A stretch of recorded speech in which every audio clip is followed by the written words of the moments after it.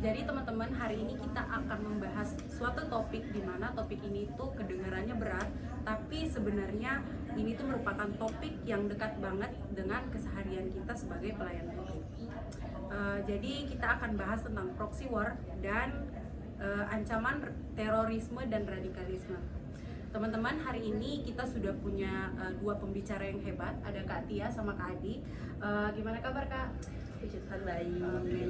Gimana Zoom hari ini Kak? Biasa dan puji Tuhan lancar. Alhamdulillah. Alhamdulillah.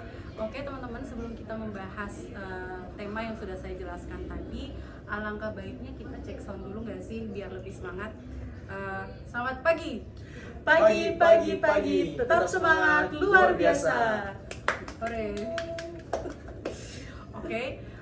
Sebelum kita menjelaskan lebih lanjut tentang isu-isu tersebut yang sudah saya sebutkan, alangkah baiknya kita menyamakan persepsi dulu ya teman-teman.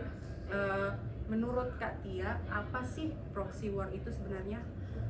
Jadi proxy war itu adalah perang di mana sebuah kekuatan besar itu tidak terlibat secara langsung, namun dia melibatkan pihak ketiga sebagai gantinya. Nah, pihak ketiga ini bisa berupa negara kecil, kelompok bersenjata, atau bahkan organisasi masyarakat. Intinya, mereka berperang untuk kepentingan orang lain. Kalau dalam konteks Indonesia saat ini gimana Kak? Nah, kalau di Indonesia sendiri, proxy war itu tidak selalu pakai senjata. Jadi bentuknya bisa berupa infiltrasi ideologi. Ada adu domba lewat hoax hingga sabotase ekonomi. Nah, tujuannya itu agar kita sebagai masyarakat Indonesia tuh jadi panik sendiri karena merasa krisis dari dalam. Jadi tanpa perlu dikirimkan tentara, kita sudah hancur sendiri seperti itu. Ngeri juga ya Kak. Iya. Sekarang saya mau tanya ke Kak Adi, menurut Kakak apa hubungannya dengan radikalisme dan terorisme? Terus definisinya dalam konteks kita sebagai ASN itu apa sih? Jadi harus dipahami radikalisme ini adalah suatu paham atau aliran yang menginginkan suatu perubahan sosial politik dengan cara kekerasan atau dengan suatu cara yang drastis. Sedangkan kalau terorisme ini dapat dikatakan bahwa puncaknya dari radikalisme, yaitu tindakan kriminal yang menimbulkan ketakutan massal atau banyak orang, di mana bagi ASN ini menjadi suatu ancaman untuk kesatuan dan persatuan NKRI kita. Oke teman-teman, tadi kita sudah menyamakan persepsi tentang proxy war itu sendiri dan juga radikalisme dan terorisme itu. Sekarang kita akan masuk dalam akar masalah yang menyebabkan hal-hal tersebut dapat terjadi. Menurut Kak Tia sama Kak Adi, apa sih akar masalah yang membuat isu-isu tersebut menjadi subur di Indonesia ini? Nah, kalau akar masalah dari proxy war itu sendiri adalah kepentingan global. Jadi dunia sekarang itu sedang berebut sumber daya alam, energi, dan pangan. Dan kita tahu sama-sama bahwa negara kita, Indonesia, adalah negara yang begitu kaya. Jadi banyak pihak asing yang ingin agar negara kita tidak stabil, supaya mereka lebih mudah untuk mengontrol sumber daya kita. Bermula dari sumber daya manusia, baru energinya. Jadi kestabilan itu yang sengaja diciptakan melalui proxy itu tadi. Kalau dari sisi radikalisme sendiri gimana Kak? Kalau dari sisi radikalisme sendiri itu akar masalah dari radikalisme ini adalah masalahnya paling sering muncul dari ketidakadilan yang dirasakan oleh masyarakat.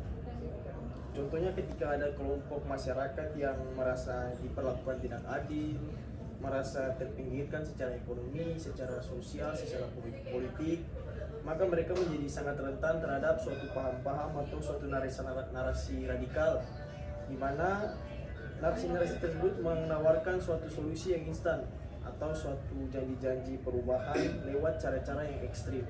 Berarti ini tuh merupakan rasa ketidakpuasan yang dimanfaatkan ya Kak? Ya.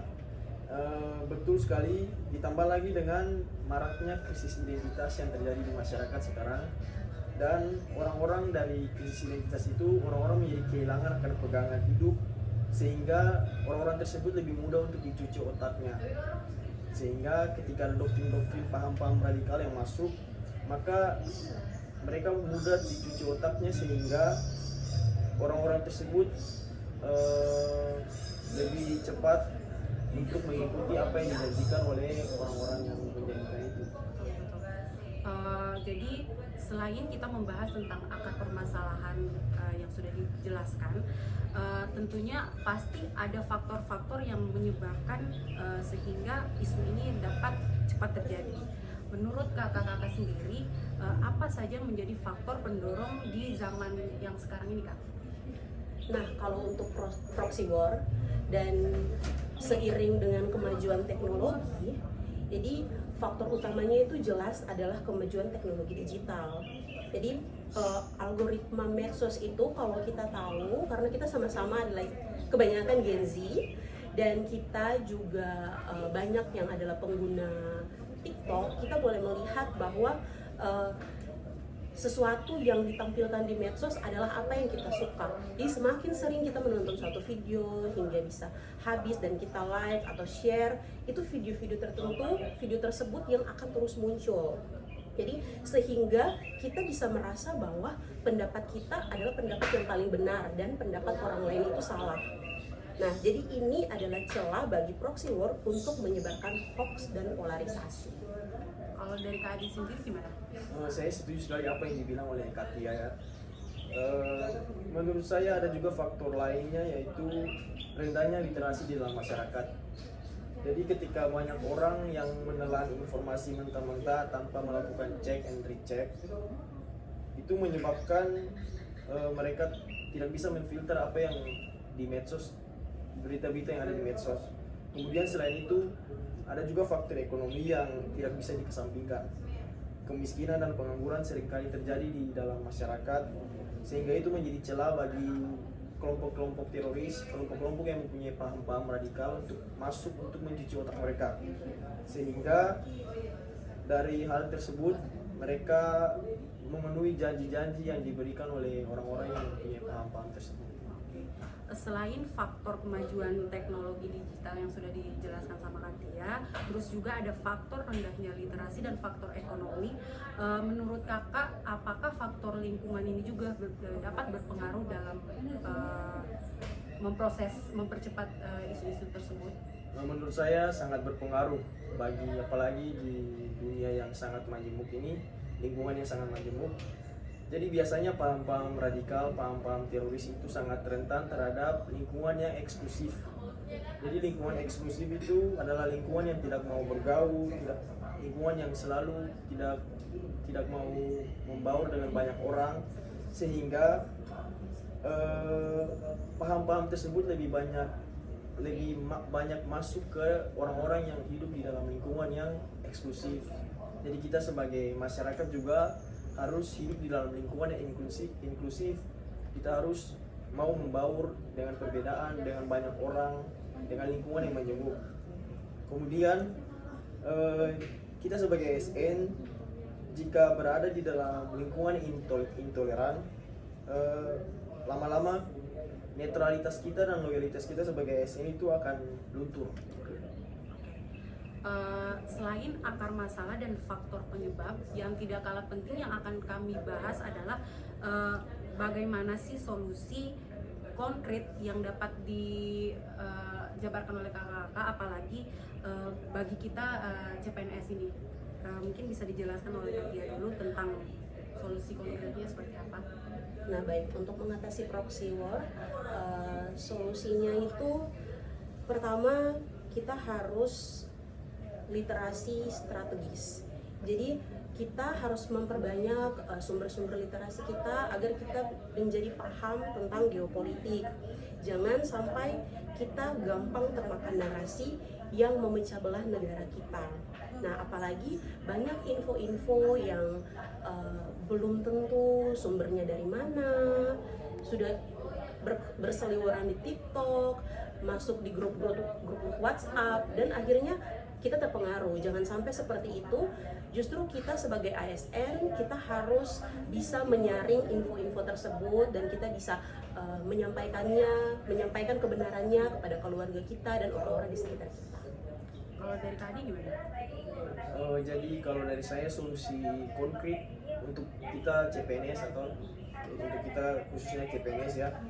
Resolusi kedua yaitu kita mengimplementasikan nilai-nilai berakhlak dalam kehidupan sehari-hari kita, dalam kehidupan pekerjaan kita. Dan nilai yang paling dominan yaitu nilai loyal dan nilai harmonis. Jadi nilai loyal ini berarti kita setia kepada NKRI dan setia kepada Pancasila. Jadi dalam kehidupan kita sehari-hari harus berpegang teguh pada Pancasila, yaitu sebagai semboyan, sebagai landasan untuk negara kita.